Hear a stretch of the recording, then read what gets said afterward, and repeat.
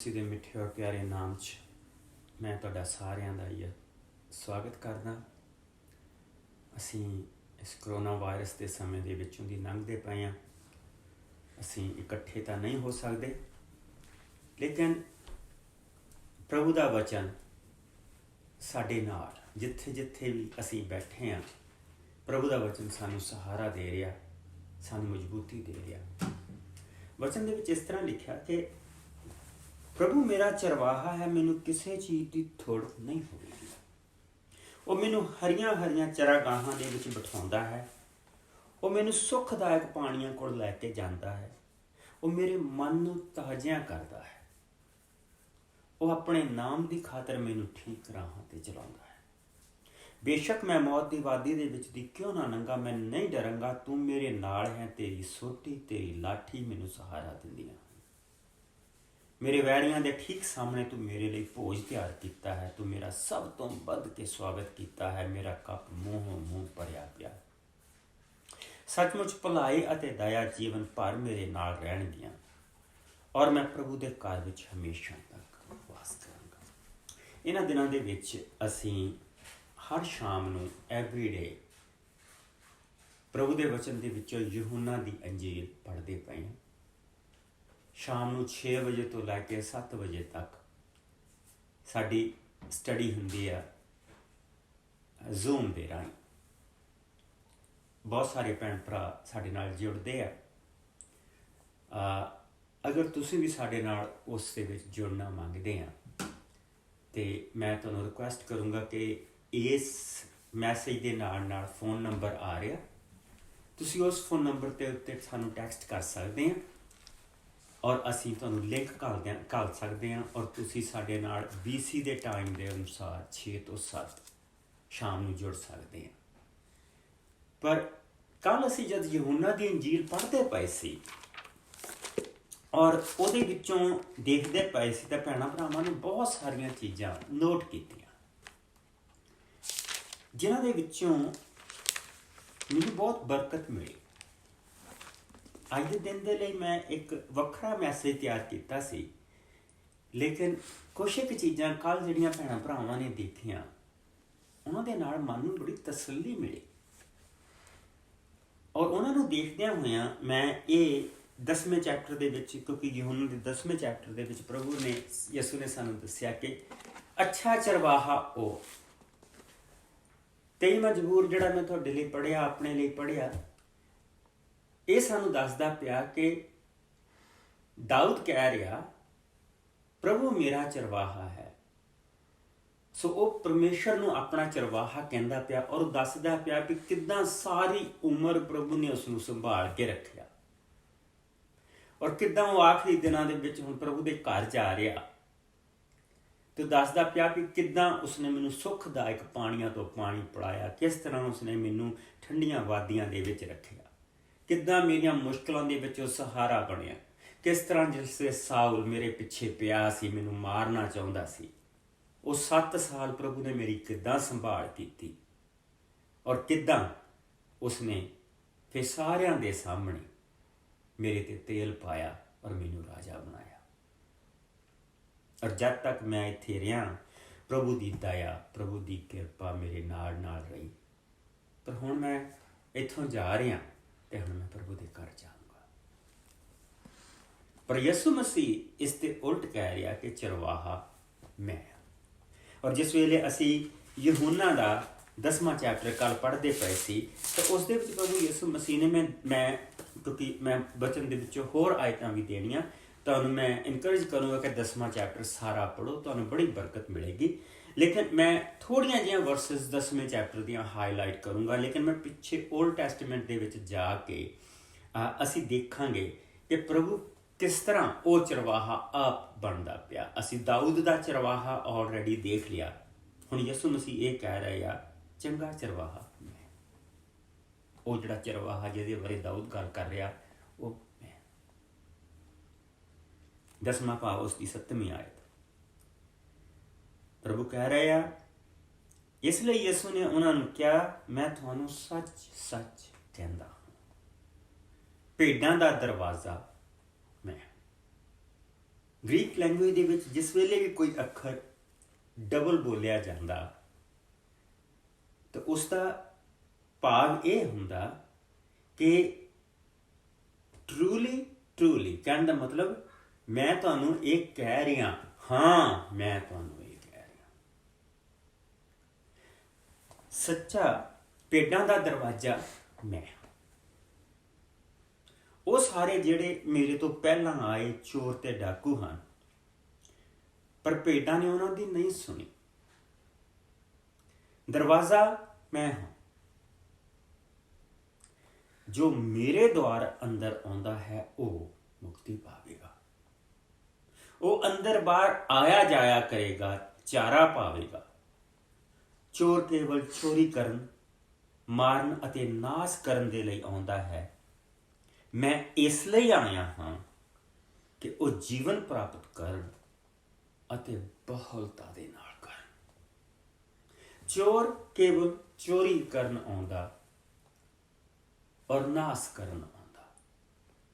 ਪ੍ਰਭੂ ਯਿਸੂ ਮਸੀਹ ਜਿਸ ਵੇਲੇ ਲੂਕਾ ਦੀ ਅੰਜੀਲ ਦੇ ਵਿੱਚ ਗੱਲ ਕਰਦੇ ਪਏ ਆ, ਫਰੀਸੀਆਂ ਦੇ ਨਾਲ ਗੱਲ ਕਰਦੇ ਪਏ ਆ, ਤਾਂ ਉਹਨਾਂ ਨੂੰ ਇਹ ਦੱਸਦੇ ਪਏ ਆ ਕਿ ਤੁਸੀਂ ਜੋ ਫਰੀਸੀ ਮੰਦਰ ਦੇ ਪੁਜਾਰੀ ਆਪਣੇ ਆਪ ਨੂੰ ਲੋਕਾਂ ਦਾ ਚਰਵਾਹਾ ਜਿਹੜੇ ਕਹਿ ਰਹੇ ਆ ਕਿ ਅਸੀਂ ਲੋਕਾਂ ਦੇ ਚਰਵਾਹੇ ਹਾਂ, ਔਰ ਪ੍ਰਭੂ ਯਿਸੂ ਮਸੀਹ ਦੇ ਉੱਤੇ ਇੱਕ ਤੋਂ ਬਾਅਦ ਦੂਸਰੀ ਉਹ ਮੁਸੀਬਤ ਲਿਆਉਣ ਦੀ ਕੋਸ਼ਿਸ਼ ਕਰਦੇ ਪਏ ਆ। ਪਰ ਪ੍ਰਭੂ ਯਿਸੂ ਮਸੀਹ ਨੇ ਜੋ ਸੱਚ ਉਹ ਸੀ ਆਪ, ਉਸ ਤੋਂ ਪਿੱਛੇ ਨਹੀਂ ਮੁੜੇ। ਉਹਨਾਂ ਨੂੰ ਇਹ ਦੱਸਿਆ ਕਿ ਤੁਸੀਂ ਕੌਣ ਆ, ਤੁਸੀਂ ਕਿੱਦਾਂ ਦੇ ਲੋਕ ਆ। ਪ੍ਰਭੂ ਯਿਸੂ ਮਸੀਹ ਨੇ ਉਹਨਾਂ ਨੂੰ ਕਿਹਾ, ਜਿਸ ਲਈ ਮੈਂ ਲੂਕ ਦਾ 11ਵਾਂ ਭਾਵ ਪੜ੍ਹਦਾ ਪਿਆ ਤੇ ਉਸ ਦੀ 45 ਆਇਤ ਦੇ ਵਿੱਚ ਪ੍ਰਭੂ ਯਿਸੂ ਮਸੀਹ ਉਹਨਾਂ ਨੂੰ ਉੱਥੇ ਦੱਸਦੇ ਪਏ, ਉਹਨਾਂ ਦੀ ਅਸਲੀਅਤ ਦੱਸਦੇ ਪਏ ਆ। ਮੈਂ 43 ਤੋਂ ਪੜ੍ਹੂੰਗਾ। ਉਹ ਕਹਿ ਰਹੇ ਫਰੀਸੀ ਜਿਹੜੇ ਆਪਣੇ ਆਪ ਨੂੰ ਚਰਵਾਹੇ ਕਹਿੰਦੇ ਪਏ, ਕੌਮ ਦੇ ਚਰਵਾਹੇ ਕਹਿੰਦੇ ਪਏ ਆ। ਫਰੀਸੀਓ, ਅਫਸੋਸ ਹੈ ਤੁਹਾਡੇ ਉੱਤੇ, ਤੁਸੀਂ ਪ੍ਰਾਰਥਨਾਵਾਂ ਸਭਾਵਾਂ ਦੇ ਵਿੱਚ ਪ੍ਰਮੁੱਖ ਥਾਵਾਂ ਤੇ ਲੋਕਾਂ ਦੇ ਨਮਸਕਾਰ ਲੈਣੀਆਂ ਪਸੰਦ ਕਰਦੇ ਹੋ। ਅਫਸੋਸ ਨਾਲ ਕਹਿਣਾ ਪੈਂਦਾ ਹੈ ਕਿ ਤੁਸੀਂ ਉਹਨਾਂ ਕਬਰਾਂ ਵਰਗੇ ਹੋ ਜੋ ਦਿਖਾਈ ਨਹੀਂ ਦਿੰਦੀਆਂ, ਇਸ ਲਈ ਲੋਕੀ ਉਹਨਾਂ ਦੇ ਉੱਤੇ ਅਣਜਾਣੇ ਤੇ ਹੀ ਚੱਲਦੇ ਫਿਰਦੇ ਹਨ। ਕਹਿਣ ਦਾ ਕੀ ਮਤਲਬ ਕਿ ਇੰਨੀ ਕੁ ਤੁਸੀਂ ਸੋਚਦੇ ਆ ਕੁਛ, ਪਰ ਇੰਨੀ ਕੁ ਤੁਹਾਡੀ ਹੈਸੀਅਤ ਆ, ਤੁਸੀਂ ਮਰੇ ਹੋਏ ਸ਼ਰੀਰਾਂ ਵਰਗੇ ਆ। ਇੱਕ ਧਰਮ ਗ੍ਰੰਥੀ ਨੇ ਯਿਸੂ ਨੂੰ ਉੱਤਰ ਦਿੱਤਾ, ਗੁਰੂ ਜੀ, ਇਸ ਤਰ੍ਹਾਂ ਕਹਿ ਕੇ ਤੁਸੀਂ ਸਾਡਾ ਵੀ ਅਪਮਾਨ ਕਰਦੇ ਹੋ, ਤੁਸੀਂ ਸਾਡਾ ਅਪਮਾਨ ਕਰਦੇ ਪਏ। ਪ੍ਰਭੂ ਯਿਸੂ ਮਸੀਹ ਨੇ ਉਸ ਤੋਂ ਬਾਅਦ ਉਸ ਨੂੰ ਖੋਲ ਕੇ ਦੱਸਿਆ, ਕਹਿੰਦਾ, ਧਰਮ ਗ੍ਰੰਥੀਓ, ਤੁਹਾਡੇ ਉੱਤੇ ਵੀ ਅਫਸੋਸ ਹੈ ਕਿ ਤੁਸੀਂ ਲੋਕਾਂ ਉੱਤੇ ਇੰਨਾ ਭਾਰ ਲੱਦ ਦਿੰਦੇ ਹੋ ਕਿ ਉਹਨਾਂ ਦੇ ਲਈ ਚੁੱਕਣਾ ਔਖਾ ਹੁੰਦਾ ਹੈ, ਪਰ ਤੁਸੀਂ ਆਪ ਇੱਕ ਉਂਗਲੀ ਤੇ ਭਾਰ ਨੂੰ ਚੁੱਕਣ ਵਾਸਤੇ ਨਹੀਂ ਲਾਉਂਦੇ।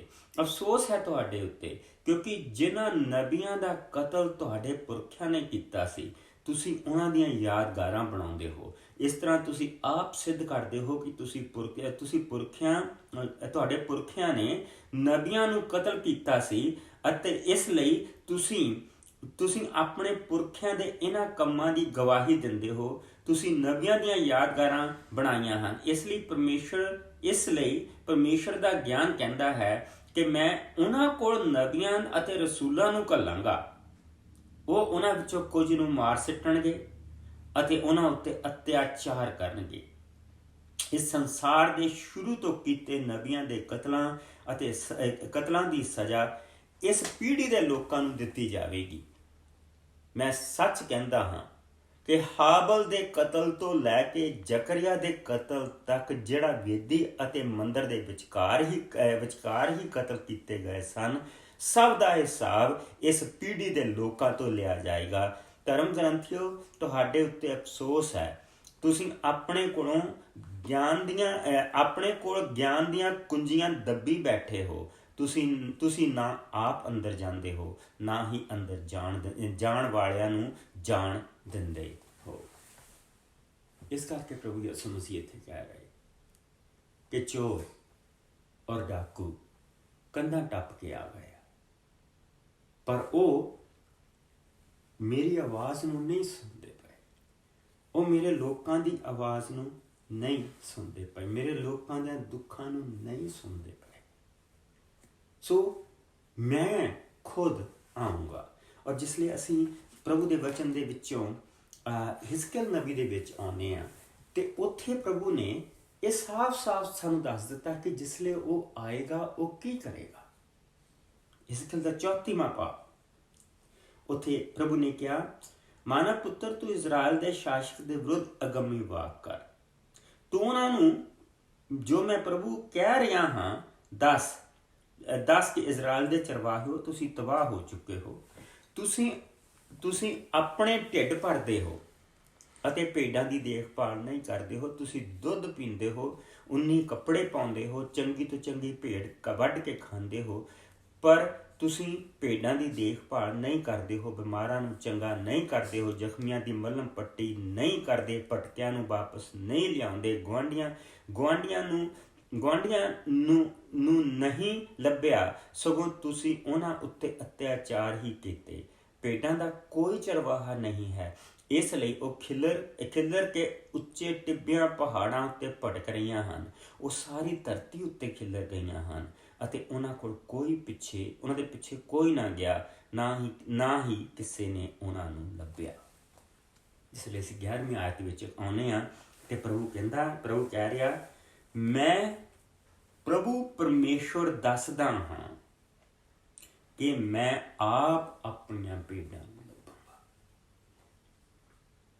मैं आप अपनियां भेडां नूं लभांगा अते उन्हां दी देखभाल करांगा।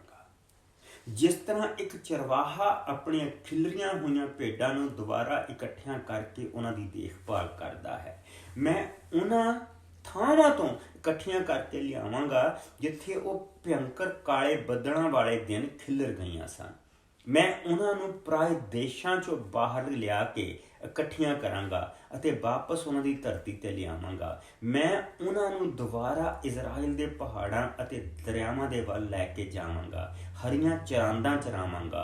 मैं उन्हां नूं इजराइल दे पहाड़ां दे उतले उच्चे बाड़ियां दे विच रखांगा अते वादियां अते इजराइल दी धरतियां दियां हरियां चरांदां चरावांगा। मैं अपनियां भेडां दा चरवाहा आप होवांगा, मैं उन्हां दे लई आराम वाली थां चुनांगा। मैं प्रभु परमेश्वर ने यह कहा है, मैं गुआचियां भेडां नूं लभांगा, भटकियां नूं वापस लियावांगा, जख्मियां दी मलम पट्टी करांगा, बीमारां नूं चंगियां करांगा। प्रभु ये शब्द अपने नबी हिजकिय्याह नूं अपने बारे जो वो आ रहा, वो यसु मसीह के आने तो 500 साल पहला ये वचन उसनूं दे रहा। कितनी अजीब चीज़ है, अपने आने तो पहला एग्जैक्टली 500 साल पहला ये शब्द वो इस नबी नूं दे रहा। और जिसले प्रभु यसु मसीह के आने तक जिस वेले उन्होंने सिर्फ महापुरोहित चुनना हुंदा सी मंदिर का, बस उन्होंने दिनों के विच ओहो जिद्दां साडे पॉलिटिशियन सानू प्रॉमिस करते तो बड़ा प्रॉमिस करते सी, बड़ियां इदां दियां आयतां पढ़ते सी कि ये इदां दा साडा चरवाहा होएगा। पर नहीं, बहुत सारे झूठे मसीह उठे जिहड़े अपने आप ते ये चीज़ां लागू करते सी, पर नहीं, किसी ने प्रभु दियां भेडां दी संभाल नहीं की, प्रभु दे लोगों की संभाल नहीं की। लेकिन जिस वेले हुण प्रभु यसु मसीह सानू इस हिस्से दे विच कह रहे आ कि मैं अच्छा चरवाहा मैं आ और मैं अपने भेडां दी देखभाल करूँगा और भेडां दा दरवाज़ा मैं आ, वो मेरे राही अंदर बाहर आउणगियां, वो चारा पाउणगियां, वो अंदर बाहर आया जाया करनगियां, मैं उन्हां नूं मुक्ति देवांगा, मैं उन्हां नूं मुक्ति देवांगा। प्रभु यीशु उन्हां नूं ये कह रहा कि मैं अच्छा चरवाहा हाँ ਅੱਛਾ ਚਰਵਾਹਾ ਭੇਡਾਂ ਦੇ ਲਈ ਆਪਣੀ ਜਾਨ ਦਿੰਦਾ ਹੈ। ਔਰ ਫਿਰ ਉਹ ਫਰੀਸੀਆਂ ਦੇ ਵੱਲ ਇਸ਼ਾਰਾ ਕਰਕੇ ਕਹਿ ਰਹੇ ਆ, ਕਾਮਾ ਜੋ ਨਾ ਚਰਵਾਹਾ ਹੈ ਨਾ ਹੀ ਭੇਡਾਂ ਦਾ ਮਾਲਕ ਹੈ, ਉਹ ਬਘਿਆੜ ਨੂੰ ਆਉਂਦਿਆਂ ਦੇਖ ਕੇ ਭੇਡਾਂ ਨੂੰ ਛੱਡ ਕੇ ਨੱਸ ਜਾਂਦਾ ਹੈ। ਇਸ ਲਈ ਬਘਿਆੜ ਭੇਡਾਂ ਨੂੰ ਫੜਦਾ ਹੈ ਅਤੇ ਉਹਨਾਂ ਨੂੰ ਤਿੱਤਰ ਬਿੱਤਰ ਕਰ ਦਿੰਦਾ ਹੈ। ਕਾਮਾ ਨੱਸ ਜਾਂਦਾ ਹੈ ਕਿਉਂਕਿ ਉਹ ਕੇਵਲ ਕਾਮਾ ਹੀ ਤਾਂ ਹੈ ਅਤੇ ਉਸ ਨੂੰ ਭੇਡਾਂ ਦੀ ਕੋਈ ਚਿੰਤਾ ਨਹੀਂ ਹੈ। ਮੈਂ ਅੱਛਾ ਚਰਵਾਹਾ। ਜਿਹੜੇ ਲੋਕ ਪ੍ਰਭੂ ਯਿਸੂ ਮਸੀਹ ਦੇ ਲੋਕ ਸੀ, ਜਿਹੜੇ ਇਜ਼ਰਾਈਲੀ ਲੋਕ ਸੀ, ਉਹਨਾਂ ਨੂੰ ਐਕਚੁਅਲੀ ਪਤਾ ਸੀ ਪ੍ਰਭੂ ਯਿਸੂ ਮਸੀਹ ਕੀ ਕਹਿ ਰਿਹਾ, ਕਿਉਂਕਿ ਉਹਨਾਂ ਨੂੰ ਪਤਾ ਸੀ ਕਿ ਦਾਊਦ ਨੇ ਕੀ ਲਿਖਿਆ। ਉਹਨਾਂ ਨੂੰ ਇਸ ਚੀਜ਼ ਦਾ ਪਤਾ ਸੀ ਕਿ ਨਬੀ ਇਜ਼ਕੀਏਲ ਨੇ ਕੀ ਲਿਖਿਆ। ਉਹਨਾਂ ਨੂੰ ਪਤਾ ਸੀ ਜਰਮਾਇਆ ਨੇ ਕੀ ਲਿਖਿਆ। ਉਹਨਾਂ ਨੂੰ ਪਤਾ ਸੀ ਯਸਾਇਆ ਨਬੀ ਨੇ ਉਹਨਾਂ ਦੇ ਲਈ ਕੀ ਲਿਖਤਾਂ ਛੱਡ ਕੇ ਗਏ ਆ ਕਿ ਜਦ ਪ੍ਰਭੂ ਆਏਗਾ ਤੇ ਉਹ ਕੀ ਕਰੇਗਾ। ਪ੍ਰਭੂ ਯਿਸੂ ਮਸੀਹ ਉਹਨਾਂ ਨੂੰ ਜਿਹੜੀ ਚੀਜ਼ ਕਹਿ ਰਿਹਾ ਉਹ ਇਹ ਆ ਕਿ ਜਿਸ ਚਰਵਾਹੇ ਦੀ ਦਾਊਦ ਗੱਲ ਕਰ ਰਿਹਾ ਪਿਆ ਕਿ ਪ੍ਰਭੂ ਮੇਰਾ ਚਰਵਾਹਾ ਹੈ, ਇਸ ਲਈ ਮੈਨੂੰ ਕਿਸੇ ਚੀਜ਼ ਦੀ ਥੋੜ੍ਹ ਨਹੀਂ। ਉਹ ਮੈਨੂੰ ਹਰੀਆਂ ਹਰੀਆਂ ਚਰਾਂਦਾਂ ਦੇ ਵਿੱਚ ਚਰਾਉਂਦਾ ਹੈ, ਉਹ ਮੈਨੂੰ ਸੁਖਦਾਇਕ ਪਾਣੀਆਂ ਦੇ ਕੋਲ ਲੈ ਕੇ ਜਾਂਦਾ ਹੈ। ਉਹ ਚਰਵਾਹਾ ਮੈਂ। ਜਿਸ ਚਰਵਾਹੇ ਦੀ ਗੱਲ ਇਜ਼ਕੀਏਲ ਨਬੀ ਕਰਦਾ ਪਿਆ ਕਿ ਮੈਂ ਪ੍ਰਭੂ ਆਪ ਆਪਣੀਆਂ ਭੇਡਾਂ ਦਾ ਚਰਵਾਹਾ ਬਣ ਕੇ ਆਊਂਗਾ, ਮੈਂ ਆਪ ਉਹਨਾਂ ਨੂੰ ਇਕੱਠੀਆਂ ਕਰੂੰਗਾ, ਮੈਂ ਆਪ ਉਹਨਾਂ ਨੂੰ ਲੱਭੂੰਗਾ, ਮੈਂ ਆਪ ਉਹਨਾਂ ਨੂੰ ਚਰਾਂਦਾ ਚਰਾਊਂਗਾ।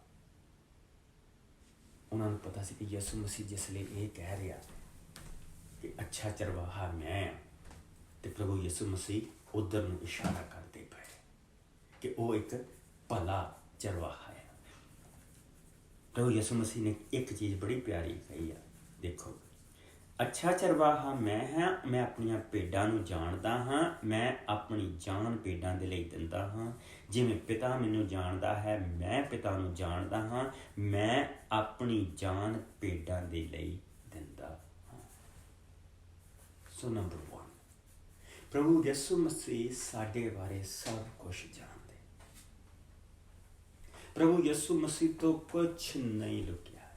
ਜਿੱਦਾਂ ਉਹਨਾਂ ਨਬੀਆਂ ਦੀ ਕੋਈ ਵੀ ਚੀਜ਼, ਜਿਹੜੇ ਉੱਥੇ ਨਬੀ ਬਣ ਕੇ ਬੈਠੇ ਹੋ ਸੀਗੇ ਆਪਣੇ ਆਪ ਹੀ, ਉਹਨਾਂ ਦੀ ਕੋਈ ਵੀ ਚੀਜ਼ ਪ੍ਰਭੂ ਯਿਸੂ ਮਸੀਹ ਕੋਲ ਛੁਪੀ ਹੋ ਨਹੀਂ ਸੀ। ਉਹ ਧਰਮ ਗ੍ਰੰਥ ਫਰੀਸੀ, ਉਹਨਾਂ ਦੀ ਕੋਈ ਵੀ ਚੀਜ਼ ਯਿਸੂ ਮਸੀਹ ਦੇ ਕੋਲ ਛੁਪੀ ਨਹੀਂ ਸੀ। ਪਰ ਅਗਰ ਅਸੀਂ ਵਚਨ ਦੇ ਵਿੱਚ ਦੇਖੀਏ, ਸ਼ੈਪਰਡ ਦੀ ਜਿਹੜੀ ਸਭ ਤੋਂ ਵੱਡੀ ਚੀਜ਼ ਇਹ ਹੁੰਦੀ ਹੈ, ਚਰਵਾਹੇ ਦੀ ਸਭ ਤੋਂ ਵੱਡੀ ਇਹ ਚੀਜ਼ ਹੁੰਦੀ ਹੈ ਕਿ ਉਹ ਆਪਣੀ ਇੱਕ ਇੱਕ ਭੇਡ ਦੇ ਬਾਰੇ ਜਾਣਦਾ ਹੁੰਦਾ, ਉਹਦੀ ਕਮਜ਼ੋਰੀ ਜਾਣਦਾ ਹੁੰਦਾ, ਉਹਦੀ ਤਾਕਤ ਜਾਣਦਾ,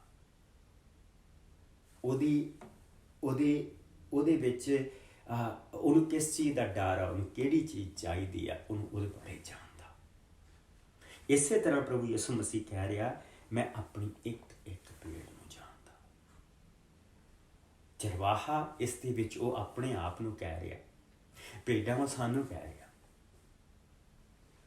ਕਿ ਅਸੀਂ ਯਿਸੂ ਮਸੀਹ ਦੀਆਂ ਭੇਡਾਂ ਹਾਂ। ਆਪਣੇ ਲੋਕਾਂ ਨੂੰ ਉਹ ਆਪਣੀਆਂ ਭੇਡਾਂ ਕਹਿੰਦਾ, ਔਰ ਸਾਡੀ ਮਨ ਦੀ, ਤਨ ਦੀ ਇੱਕ ਇੱਕ ਜ਼ਰੂਰਤ ਨੂੰ ਉਹ ਪੂਰੀਆਂ ਕਰਦਾ। ਉਹ ਕਹਿੰਦਾ ਮੈਂ ਉਹਨਾਂ ਨੂੰ ਲੈ ਕੇ ਆਊਂਗਾ, ਮੈਂ ਉਹਨਾਂ ਦੇ ਮੱਲਮ ਪੱਟੀ ਕਰੂੰਗਾ, ਮੈਂ ਜਿਹੜੀਆਂ ਸੱਟ ਖਾਧੀਆਂ ਉਹਨਾਂ ਨੂੰ ਮੈਂ ਤੰਦਰੁਸਤੀ ਦਊਂਗਾ, ਜਿਹੜੀਆਂ ਬਿਮਾਰ ਆ ਉਹਨਾਂ ਨੂੰ ਮੈਂ ਚੰਗਿਆਂ ਕਰੂੰਗਾ। ਔਰ ਪ੍ਰਭੂ ਯਿਸੂ ਮਸੀਹ ਇੱਥੇ ਇਹੀ ਕਹਿ ਰਿਹਾ, ਸਭ ਤੋਂ ਪਹਿਲੀ ਚੀਜ਼, ਜਿਸ ਤਰ੍ਹਾਂ ਬਾਪ ਮੈਨੂੰ ਜਾਣਦਾ, ਇਸੇ ਤਰ੍ਹਾਂ ਮੈਂ ਆਪਣੀਆਂ ਭੇਡਾਂ ਨੂੰ ਜਾਣਦਾ, ਇਸੇ ਤਰ੍ਹਾਂ ਮੈਂ ਆਪਣਿਆਂ ਲੋਕਾਂ ਨੂੰ ਜਾਣਦਾ। ਕਿੰਨੀ ਪਿਆਰੀ ਚੀਜ਼ ਆ ਕਿ ਹਾਂ, ਇੱਥੋਂ ਇੱਕ ਡਰ ਪੈਦਾ ਹੁੰਦਾ ਕਿ ਪ੍ਰਭੂ ਯਿਸੂ ਮਸੀਹ ਜਿਹੜੀਆਂ ਮੇਰੇ ਅੰਦਰ ਸਭ ਗਲਤੀਆਂ ਉਹਨਾਂ ਨੂੰ ਵੀ ਜਾਣਦਾ। ਇਹ ਡਰ ਨਹੀਂ, ਇਹ ਚੰਗੀ ਚੀਜ਼ ਆ,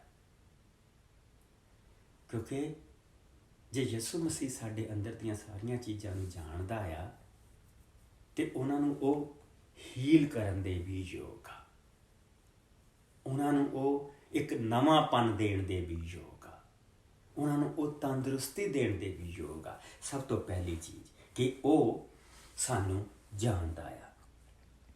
ਦੂਸਰੀ ਚੀਜ਼ 16ਵੀਂ ਆਇਤ ਦੇ ਵਿੱਚ ਆਉਂਦੀ ਹੈ, ਮੇਰੀਆਂ ਕੁਝ ਹੋਰ ਵੀ ਭੇਡਾਂ ਹਨ ਜੋ ਇਸ ਬਾੜੇ ਦੇ ਵਿੱਚ ਨਹੀਂ ਹਨ, ਉਹਨਾਂ ਨੂੰ ਮੇਰੇ ਲਈ ਲਿਆਉਣਾ ਜ਼ਰੂਰੀ ਹੈ। ਉਹ ਮੇਰੀ ਆਵਾਜ਼ ਸੁਣਨਗੀਆਂ, ਫਿਰ ਇੱਕ ਹੀ ਇੱਜੜ ਹੋਵੇਗਾ ਅਤੇ ਇੱਕ ਹੀ ਚਰਵਾਹਾ। ਕੀ ਇਸ ਦਾ ਮਤਲਬ? ਪ੍ਰਭੂ ਯਿਸੂ ਮਸੀਹ ਕਿਸੇ ਇੱਕ ਕੌਮ ਦੇ ਲਈ ਨਹੀਂ ਲੈ ਕੇ ਆਇਆ। ਉਹ ਇਜ਼ਰਾਈਲ ਦੇ ਲਈ ਨਹੀਂ ਇਕੱਲਾ ਆਇਆ।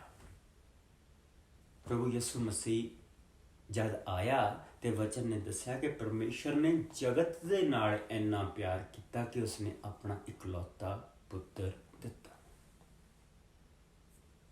ਕੌਮਾਂ ਬਹੁਤ ਦੇਰ ਬਾਅਦ ਬਣੀਆਂ। ਵਚਨ ਨੂੰ ਅਸੀਂ ਦੇਖੀਏ ਤਾਂ ਸਭ ਤੋਂ ਪਹਿਲਾਂ ਆਦਮ ਸੀ, ਔਰ ਆਦਮ ਔਰ ਹਵਾ ਤੋਂ ਸਾਰੀ ਦੁਨੀਆ, ਸਾਰੀ ਸ੍ਰਿਸ਼ਟੀ ਦੇ ਵਿੱਚ ਜਿੰਨੇ ਇਨਸਾਨ ਸੀਗੇ ਉਹ ਆਏ। ਲੇਕਿਨ ਉਸ ਤੋਂ ਬਾਅਦ ਨੋਆ ਦਾ ਫਲੱਡ ਆਇਆ, ਔਰ ਉਸ ਤੋਂ ਬਾਅਦ ਅਸੀਂ ਸਾਰੇ ਦੇ ਸਾਰੇ ਜਿੰਨੇ ਇੱਥੇ ਬੈਠੇ ਹਾਂ ਉਸ ਨੋਹਾ ਦੀ ਔਲਾਦ ਹਾਂ, ਔਰ ਉਹਦੇ 3 ਪੁੱਤਰ ਜਿਨ੍ਹਾਂ ਤੋਂ ਕੌਮਾਂ ਬਣੀਆਂ। ਸੋ ਜਿਸ ਵੇਲੇ ਪ੍ਰਭੂ ਪਰਮੇਸ਼ਰ ਇਹ ਕਹਿ ਰਿਹਾ ਕਿ ਪਰਮੇਸ਼ਰ ਨੇ ਜਗਤ ਨੂੰ ਇੰਨਾ ਪਿਆਰ ਕੀਤਾ ਕਿ ਉਸਨੇ ਆਪਣਾ ਇਕਲੌਤਾ ਦਿੱਤਾ ਕਿ ਜੋ ਕੋਈ ਉਸ ਤੇ ਵਿਸ਼ਵਾਸ ਲਿਆਏ ਨਾਸ਼ ਨਾ ਹੋਏ ਪਰ ਸਦਾ ਦੀ ਜ਼ਿੰਦਗੀ ਪਾਏ। ਤੇ ਪ੍ਰਭੂ ਸਾਰੇ ਜਗਤ ਦੀ ਗੱਲ ਕਰਦਾ ਪਿਆ। ਪ੍ਰਭੂ ਜਿਸ ਵੇਲੇ ਇੱਥੇ ਕਹਿ ਰਿਹਾ ਕਿ ਮੇਰੀਆਂ ਹੋਰ ਵੀ ਭੇਡਾਂ ਹਨ, ਔਰ ਉਹ ਵੀ ਮੇਰੀ ਆਵਾਜ਼ ਨੂੰ ਸੁਣਨਗੀਆਂ, ਔਰ ਉਹ ਮੇਰੇ ਕੋਲ ਆਉਣਗੀਆਂ, ਉਹ ਮੇਰੇ ਬਾੜੇ ਦੀਆਂ ਉਹ ਭੇਡਾਂ ਕਹਾਉਣਗੀਆਂ। ਇਹ ਜਿਹੜੇ ਅਸੀਂ ਇਜ਼ਰਾਈਲ ਤੋਂ ਦੂਰ ਹਾਂ, ਇਹ ਆਵਾਜ਼ ਪ੍ਰਭੂ ਸਾਨੂੰ ਦੇ ਰਿਹਾ ਕਿ ਆਓ ਮੇਰੇ ਕੋਲ ਆਓ। ਮੈਂ ਜਿਸ ਤਰ੍ਹਾਂ ਕਿ ਇੱਕ ਚਰਵਾਹਾ ਆਪਣੀਆਂ ਭੇਡਾਂ ਦੀ ਰਾਖੀ ਕਰਦਾ, ਮੈਂ ਪ੍ਰਭੂ ਪਰਮੇਸ਼ਰ ਤੁਹਾਡੀ, ਆਪਣੇ ਲੋਕਾਂ ਦੀ, ਆਪਣੇ ਬੱਚਿਆਂ ਦੀ ਉਸੇ ਤਰ੍ਹਾਂ ਰਾਖੀ ਕਰੋ। ਉਸੇ ਤਰ੍ਹਾਂ ਮੇਰੀ ਸੰਭਾਲ ਦੇ ਵਿੱਚ ਆ ਜਾਓ, ਉਸੇ ਤਰ੍ਹਾਂ ਮੇਰੀ ਹੀਲਿੰਗ ਦੇ ਵਿੱਚ ਆ ਜਾਓ। ਪ੍ਰਭੂ ਇਹ ਚੀਜ਼ ਕਹਿ ਰਿਹਾ। ਔਰ ਪ੍ਰਭੂ ਯਿਸੂ ਮਸੀਹ ਨੇ ਕਿਹਾ ਕਿ ਜਿਸ ਲਈ ਅਸੀਂ 27ਵੀਂ ਆਇਤ ਦੇ ਵਿੱਚ ਆਉਂਦੇ ਹਾਂ, ਮੇਰੀਆਂ ਭੇਡਾਂ ਮੇਰੀ ਆਵਾਜ਼ ਨੂੰ ਸੁਣਦੀਆਂ ਹਨ, ਮੈਂ ਉਹਨਾਂ ਨੂੰ ਜਾਣਦਾ ਹਾਂ ਅਤੇ ਉਹ ਮੇਰੇ ਪਿੱਛੇ ਪਿੱਛੇ ਚੱਲਦੀਆਂ ਹਨ, ਮੈਂ ਉਹਨਾਂ ਨੂੰ ਅਨੰਤ ਜੀਵਨ ਦੇਵਾਂਗਾ। ਉਹ ਕਦੀ ਨਾਸ਼ ਨਹੀਂ ਹੋਣਗੀਆਂ, ਉਹ ਕਦੀ ਨਾਸ਼ ਨਹੀਂ ਹੋਣਗੀਆਂ, ਉਹਨਾਂ ਨੂੰ ਮੇਰੇ ਹੱਥੋਂ ਕੋਈ ਨਹੀਂ ਖੋਹ ਸਕਦਾ। ਉਹ ਜੋ ਕੁਝ ਮੇਰੇ ਪਿਤਾ ਨੇ ਮੈਨੂੰ ਦਿੱਤਾ ਹੈ ਸਭ ਤੋਂ ਉੱਤਮ ਹੈ, ਅਤੇ ਕੋਈ ਵੀ ਉਸ ਨੂੰ ਮੇਰੇ ਪਿਤਾ ਦੇ ਕੋਲੋਂ ਨਹੀਂ ਖੋਹ ਸਕਦਾ। ਮੈਂ ਅਤੇ ਪਿਤਾ ਇੱਕ। ਕਈ ਵਾਰੀ ਅਸੀਂ ਆਪਣੇ ਆਪ ਨੂੰ ਬਹੁਤ ਪਿੱਛੇ ਸੁੱਟਣਾ ਸ਼ੁਰੂ ਕਰ ਦਿੰਦੇ ਹਾਂ ਕਿ ਅਸੀਂ ਆਪਣੇ ਆਪ ਨੂੰ ਜ਼ਰੂਰ ਥੱਲੇ ਸੁੱਟਦੇ ਹਾਂ ਔਰ ਮਹਿਸੂਸ ਕਰਦੇ ਹਾਂ ਕਿ ਅਸੀਂ ਪ੍ਰਭੂ ਦੇ ਯੋਗ ਨੇ ਔਰ ਸਾਨੂੰ ਪ੍ਰਭੂ ਨਹੀਂ ਮਿਲ ਸਕਦਾ। ਪਰ ਪ੍ਰਭੂ ਨਹੀਂ ਇਹ ਕਹਿ ਰਿਹਾ। ਧਿਆਨ ਦੇ ਨਾਲ ਫਿਰ ਸੁਣੋ, ਮੇਰੀਆਂ ਭੇਡਾਂ ਮੇਰੀ ਆਵਾਜ਼ ਨੂੰ ਸੁਣਦੀਆਂ ਹਨ, ਮੇਰੀਆਂ ਹੋਰ ਵੀ ਭੇਡਾਂ ਹਨ ਜੋ ਮੇਰੀ ਆਵਾਜ਼ ਨੂੰ ਸੁਣਨਗੀਆਂ। ਮੇਰੀਆਂ ਭੇਡਾਂ ਮੇਰੀ ਆਵਾਜ਼ ਨੂੰ ਸੁਣਦੀਆਂ ਹਨ, ਮੈਂ ਉਹਨਾਂ ਨੂੰ ਜਾਣਦਾ ਹਾਂ ਅਤੇ ਉਹ ਮੇਰੇ ਪਿੱਛੇ ਪਿੱਛੇ ਚੱਲਦੀਆਂ ਹਨ। ਮੈਂ ਉਹਨਾਂ ਨੂੰ ਅਨੰਤ ਜੀਵਨ ਦਿੰਦਾ ਹਾਂ, ਉਹ ਕਦੀ ਨਾਸ਼ ਨਹੀਂ ਹੋਣਗੀਆਂ, ਉਹਨਾਂ ਨੂੰ ਮੇਰੇ ਹੱਥੋਂ ਕੋਈ ਖੋਹ ਨਹੀਂ ਸਕਦਾ। ਉਹ ਜੋ ਕੁਝ ਮੇਰਾ ਪਿਤਾ ਮੈਨੂੰ ਦਿੰਦਾ ਹੈ ਸਭ ਤੋਂ ਉੱਤਮ ਹੈ। ਉਹ ਜੋ ਕੁਝ ਮੇਰਾ ਪਿਤਾ ਮੈਨੂੰ ਦਿੰਦਾ ਹੈ ਸਭ ਤੋਂ ਉੱਤਮ ਹੈ, ਔਰ ਉਸਨੂੰ ਮੇਰੇ ਹੱਥ 'ਚੋਂ ਕੋਈ ਨਹੀਂ ਖੋਹ ਸਕਦਾ, ਔਰ ਕੋਈ ਵੀ ਉਸ ਨੂੰ ਮੇਰੇ ਪਿਤਾ ਦੇ ਕੋਲੋਂ ਨਹੀਂ ਖੋਹ ਸਕਦਾ। ਮੈਂ ਤੇ ਪਿਤਾ ਇੱਕ ਹਾਂ। ਸੋ ਸਭ ਤੋਂ ਉੱਤਮ ਅਸੀਂ ਜੋ ਤੁਸੀਂ ਪ੍ਰਭੂ ਦੀ ਆਵਾਜ਼ ਸੁਣਦੇ ਪਏ ਹੋ ਔਰ ਤੁਹਾਡਾ ਦਿਲ ਪ੍ਰਭੂ ਯਿਸੂ ਮਸੀਹ ਦੇ ਵੱਲ ਨੂੰ ਖਿੱਚ ਖਾਂਦਾ ਪਿਆ, ਉਹਦੇ ਹੱਥ ਵੱਲ ਨੂੰ ਖਿੱਚ ਖਾਂਦਾ ਪਿਆ, ਸਭ ਤੋਂ ਉੱਤਮ ਜੋ ਪ੍ਰਭੂ ਨੇ ਆਪਣੇ ਬੇਟੇ ਦੇ ਹੱਥ ਦੇ ਵਿੱਚ ਰੱਖਿਆ, ਬਾਪ ਨੇ। ਔਰ ਕਹਿ ਰਿਹਾ ਮੇਰੇ ਹੱਥੋਂ ਕੋਈ ਨਹੀਂ ਖੋ ਸਕਦਾ। ਔਰ ਫਿਰ ਉਹ ਕਹਿ ਰਿਹਾ ਮੇਰੇ ਬਾਪ ਦੇ ਹੱਥੋਂ ਇਸ ਨੂੰ ਕੋਈ ਨਹੀਂ ਖੋ ਸਕਦਾ। Double protection, double protection. ਇੱਕ ਨੇ ਕੀਮਤ ਦਿੱਤੀ ਆ, ਸੋ ਉਹ ਉਹਦੀਆਂ ਆ, ਉਹਨੇ ਸਲੀਬ ਤੇ ਕੀਮਤ ਦਿੱਤੀ ਆ, ਉਹ ਭੇਡਾਂ ਉਹਦੀਆਂ ਆ, ਉਹ ਲੋਕ ਉਹਦੇ ਆ, ਉਹਨਾਂ ਨੂੰ ਕੋਈ ਖੋ ਨਹੀਂ ਸਕਦਾ। ਬਾਪ ਉਹਨਾਂ ਨੂੰ ਲੈ ਕੇ ਉਹਦੇ ਹੱਥ ਦੇ ਵਿੱਚ ਉਹਨੇ ਰੱਖਿਆ, ਉਹਨਾਂ ਨੂੰ ਹੁਣ ਕੋਈ ਨਹੀਂ ਖੋ ਸਕਦਾ। ਕਿੱਥੋਂ ਸਾਨੂੰ ਇੱਦਾਂ ਦਾ ਪਰਮੇਸ਼ਰ ਮਿਲੇਗਾ? ਕੌਣ ਸਾਨੂੰ ਇੱਦਾਂ ਦਾ ਪਿਆਰ ਕਰੇਗਾ? ਫਿਰ ਰਸਤਾ ਹੈ ਕੌਣ? प्रभु यीशु मसीह वो रास्ता है। प्रभु यीशु मसीह आप कह रहे मैं वो दरवाजा है। प्रभु यीशु मसीह इस पुस्तक की शुरुआत कह रहे हैं कि मैं वो पौड़ी हाँ जिस दे नाल तुसी स्वर्ग दे उत्ते चढ़दे हैं। मैं वो दरवाजा हाँ, तुसी अंदर बाहर आया जाया करोगे, चारा पाया करोगे। सानू किसी दी लागे बैठण दी जरूरत नहीं कि कोई बैठे अखां मीट के साडे लई ते सानू कोई प्रभु तेरे लई आ कहंदा पिया।